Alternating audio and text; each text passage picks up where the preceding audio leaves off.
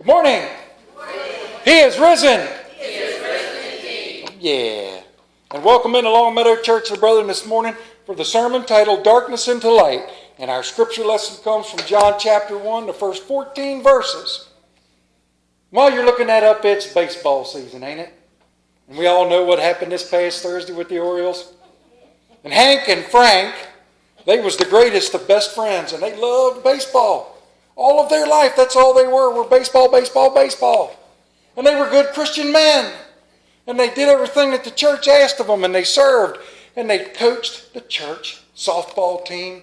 They coached the baseball team together. They coached t-ball together. They played on the teams together. One night one would be the pitcher, the next game the other. And back and forth, and they called and they talked baseball, and they made an agreement. Whichever one passed from this earth first, when he got to heaven, he was supposed to figure out some way to let the other one know if there was baseball in heaven. And so Hank passed. And months went by, and finally one night, Frank was laying there, and Hank come to Frank in a dream. He said, "Frank," and Frank woke up. He said, "Hank, is that you?" He goes, "It's me." He goes, "Where are you at?" He goes, "I'm in heaven." "What's it like?" He said, "I met Jesus. Jesus took me out and showed me the most beautiful baseball diamond ever." "Frank, there's baseball in heaven.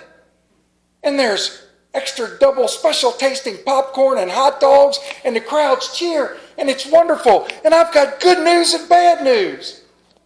And Frank said, "What's the good news is?" He said, "Everyone hits home run." Frank says, "What's the bad news?" Hank says, "You're pitching Friday night."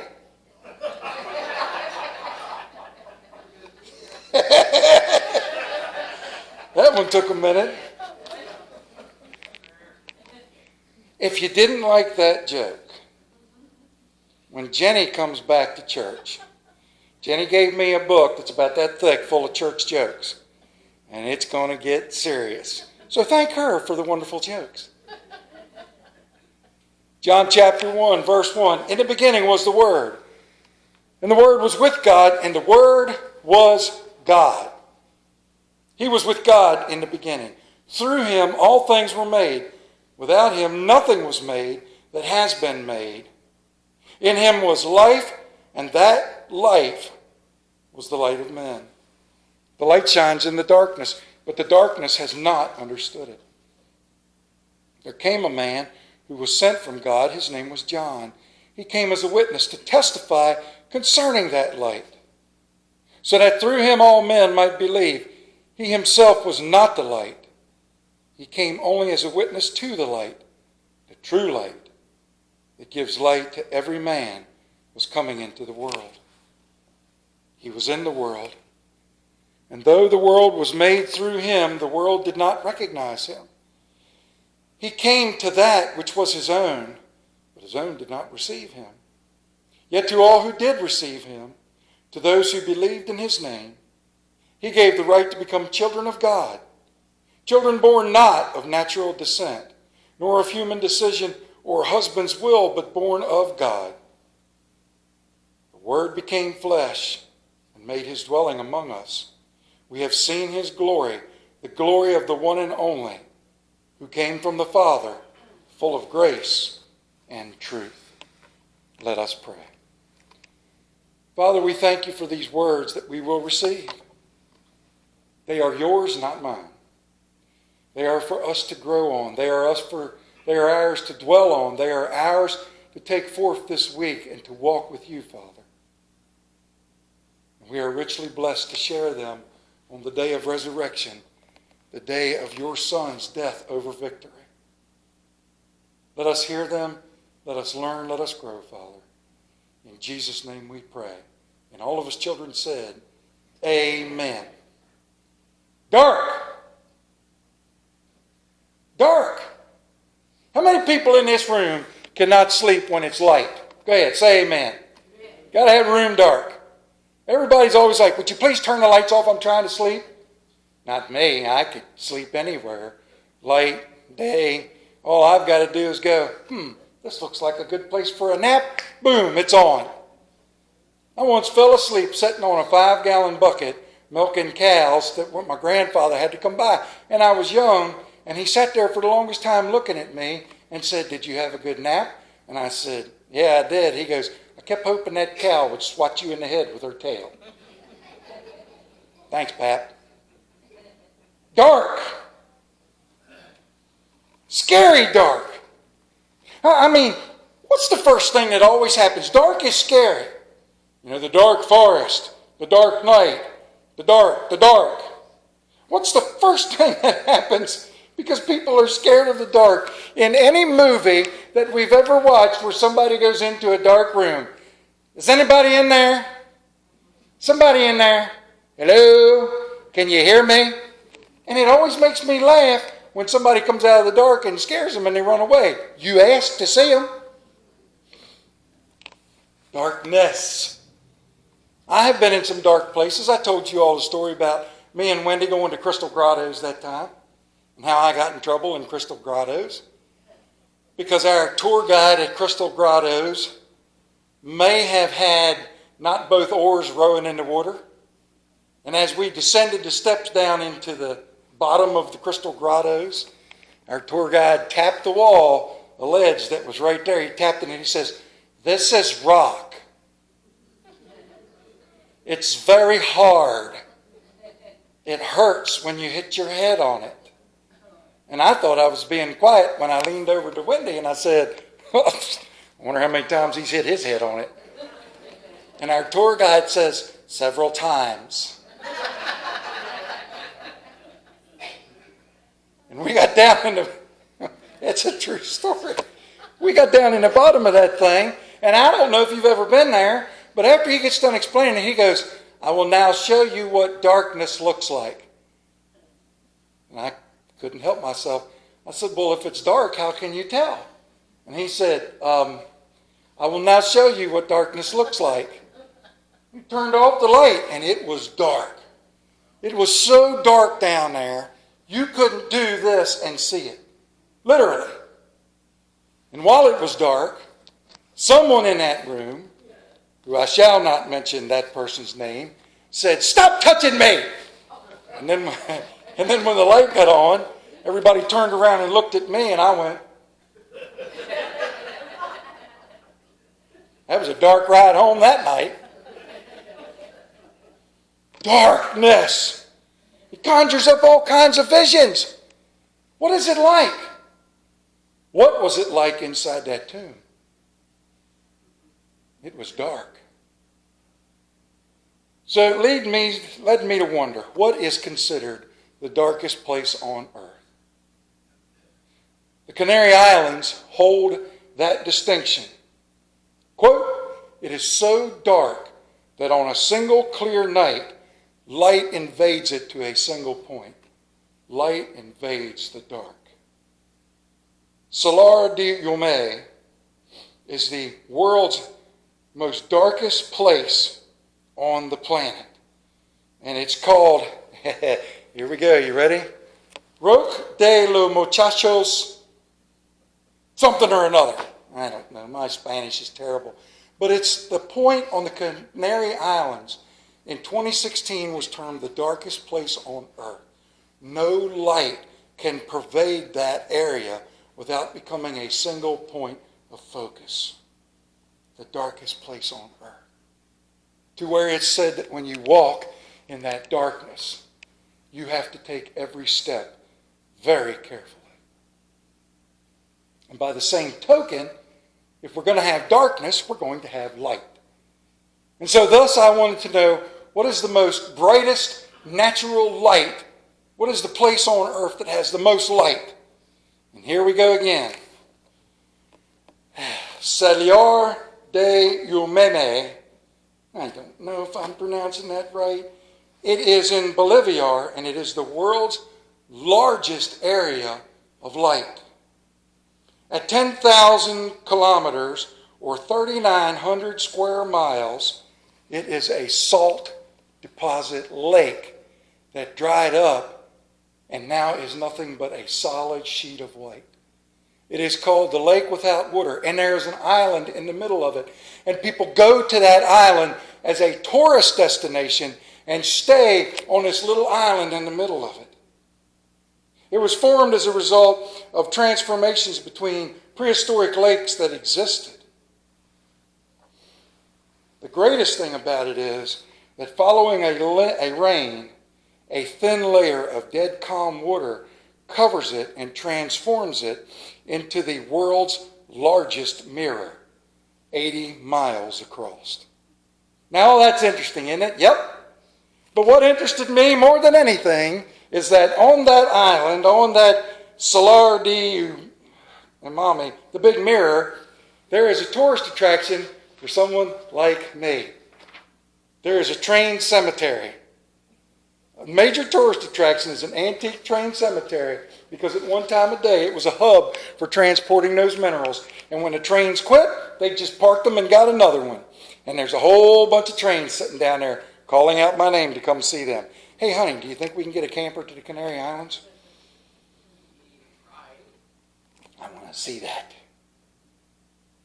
Where darkness can be pierced by light, it brightens. But the statement has been made, rarely is light pierced by darkness. One cannot be true of the other. Darkness can be pierced and illuminated by light, whereas light rarely, almost never, can be pierced by darkness and taken away. I know we think that we live in some extremely dark days. I preach about this. I talk about this. I speak on it. We truly do live in dark days. You pick up a newspaper and you see things that just make you go, why? What? The assault on morals. The world coming up with new and various ways to become ugly. Even the attempted subversion of Easter Sunday. We sit back sometimes and we say we live in dark times. We live where darkness is. We live in these times which are hard to understand. And yet, light pierces the darkness always. Darkness into light. 2 days ago, just 2 days ago, we heard these words. It was now about the 6th hour, and darkness came over the whole land until the 9th hour. And the sun stopped shining, and the curtain of the temple was torn in two, and Jesus called out with a loud voice, Father, into your hands I commit my spirit. When he had said this, he breathed his last. Jesus died. And when he died, danger became prevalent. Disciples scattered, ran away and hid. People trembled with fear. People lost hope. People lost trust. People lost faith because they did not yet understand who, what, where, how, when Jesus Christ is. Not was, not yesterday, is.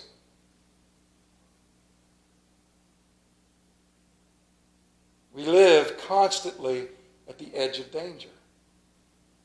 Glenn Cunningham, in a Reader's Digest post, says Africa's Victoria Falls produces a cloud of mist that is often heavy enough to impair visibility. He writes, when I was walking the path that skirts the gorge into which the Zambezi River tumbles, I noticed a sign on the rim, but I could not make it out. Not wanting to miss anything or whatever it might be noting, I got down on my hands and knees and crawled and slid through the mud out to the very brink just to read the message that it was at the edge, which read, Danger, crumbling edge. I quickly slid back. You see, in darkness, we can stumble. In darkness, we may not even know what the danger is. And yet today,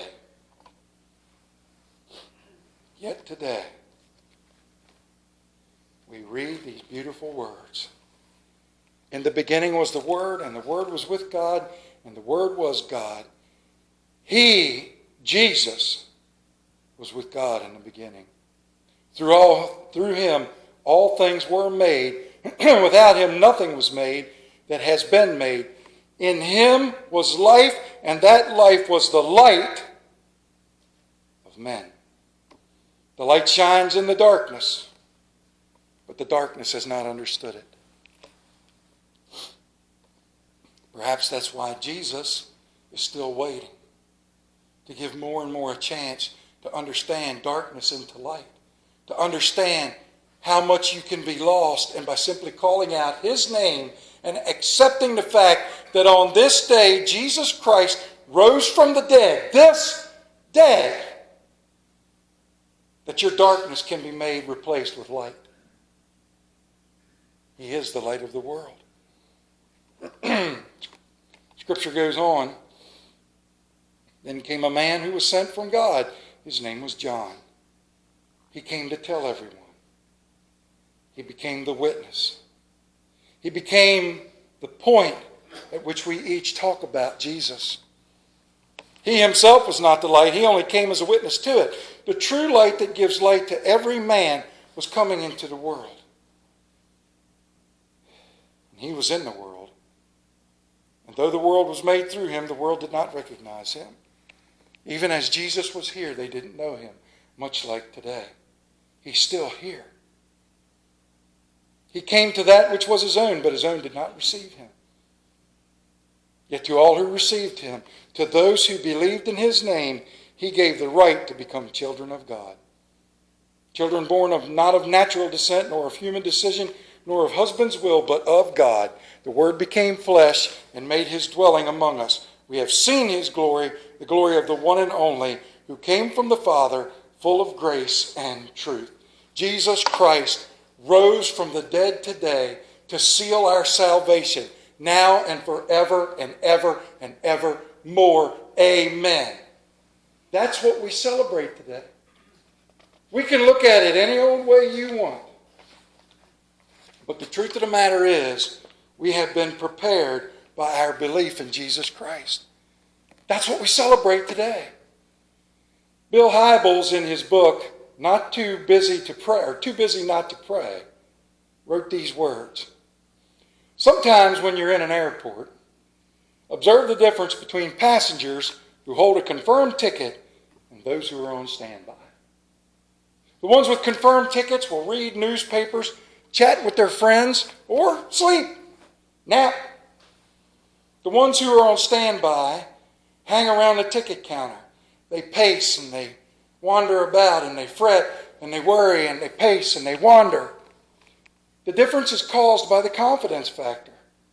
If you knew that in 15 minutes you would have to stand judgment before the holy God and learn your eternal destiny, what would your reaction be? Would you pace and wander and be anxious? Would you say to yourself, I don't know what God's going to say? Will it be welcome home, child? Or will it be depart from me? I never knew you. Those of us who have proclaimed the death and the resurrection of Jesus Christ on this day have accepted him. To those who haven't, we are the witnesses to go forth and say, our Jesus Christ has risen from the dead to save you. Today is the day that proves it. On Friday night, I started the first half of John 3:16. For God so loved the world that he sent his only begotten Son, and stopped it right there. That's only the front half of it until we get to the third day. Dr. George Sweeting tells of an incident in the early 1920s when communist leader Nikolai Bukharin was sent from Moscow to Kiev to address an anti-God rally. For an hour, he hammered the Christians, abused and ridiculed them, until it seemed that the whole structure of faith was in ruins. He had laid waste claim to every single thing that was Christianity. And feeling very full of himself, he flopped down smiling, and questions were invited. An Orthodox church priest rose. He turned and faced the people and gave the Easter greeting, "He is risen." And instantly the entire assembly rose to its feet, and the reply came back, "He is risen indeed. For God so loved the world, he gave his only begotten Son, that whosoever should believeth in him should not perish, but have everlasting life." From our darkness into Jesus' light. That's this day. We've heard that story. We heard it this morning at sunrise service. We heard it again. Mary stood at the tomb, trembling, crying, broken. "Woman, why are you weeping? Who are you looking for?" And turning around, she saw him. "Sir, if you've taken him, tell me, are you the gardener? I want to go put him in a proper place." And her darkness into light came when he said, "Mary." She realized that our Savior had risen. "Tomb, thou shalt not hold him any longer. Death is strong, but life is longer. Stronger than the dark, the light. Stronger than the wrong, the right. Faith and hope triumph say, Christ will rise again on Easter Day." Brothers and sisters, this day that started out, this weekend that started out with darkness, has been turned into light. Our souls, which were once lost in darkness, have been turned into light. The world that we think is in darkness stands ready to receive the light, and we simply proclaim it. How do we proclaim it? Try this on for size. He is risen. He is risen indeed. He is risen indeed. Let us pray. Heavenly Father, we thank you. We ask that you fill our hearts and minds and let us dwell on the fact that while everything around us seems lost and hopeless, God is still here, Jesus is in control, and the Holy Spirit still comforts. Father, push all of that away for a moment and let us dwell on this day, the resurrection of your Son, Jesus Christ, the final victory over death, the absolute, complete, solid, complete way. Can't say it enough. Into eternity and safety and your kingdom. We thank you, Father, that you gave us Jesus. And as we depart from here today, let us dwell on that thought. Let us tell others about him. Let us show them the way from darkness into light. In his name, in Jesus' name we pray. Amen. May God bless and keep each and every one of you. Happy Easter. Please stand and turn to page 358.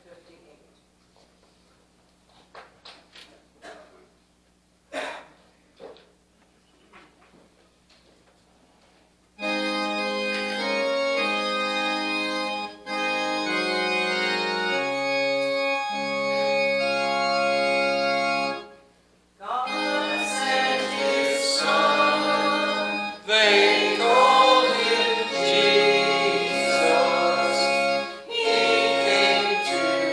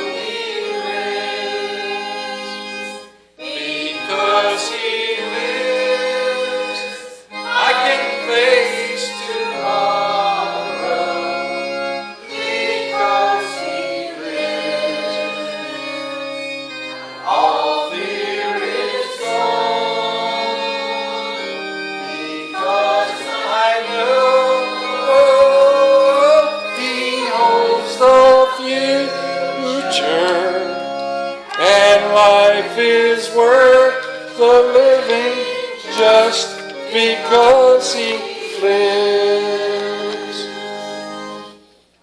Thank you, Father, for this day and every day. Thank you for the blessings that flow down, Father. Let us take them from here and let us share them, Father. We thank you for everything, but we especially thank you today for your Son, Jesus, who has risen to save us. In His name we pray and give thanks. Amen.